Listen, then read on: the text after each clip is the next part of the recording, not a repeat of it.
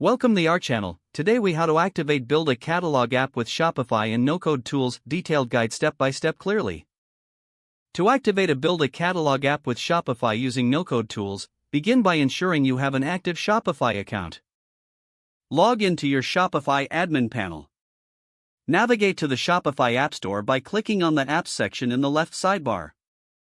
In the App Store, use the search bar to type Build a Catalog and hit Enter. Find the Build a Catalog app from the search results. Click on the app to view its details. Carefully read the app description to confirm it meets your needs. Once satisfied, click the Add App button. Follow any prompts that appear to install the app on your Shopify store. After installation, you will be redirected to the app setup page. Begin the setup by connecting your Shopify account if prompted. Next, you will need to configure the app settings. This may include choosing the catalog format you prefer. Select the product categories you want to include in your catalog. Customize the layout and design elements to match your branding. Preview the catalog design to ensure it aligns with your vision. Once you are satisfied with the preview, save your changes. Next, integrate any no-code tools you plan to use.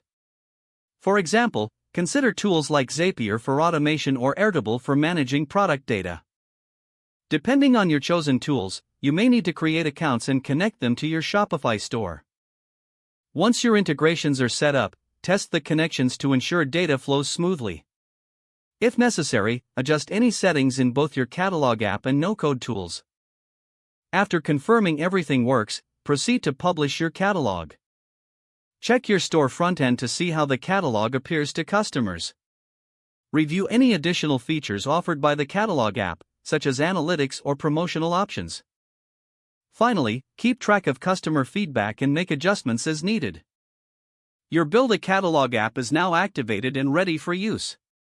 If the page does not load, refresh the browser or try again in a private or incognito window. Don't forget to like this video and subscribe to our channel for more step-by-step tech guides.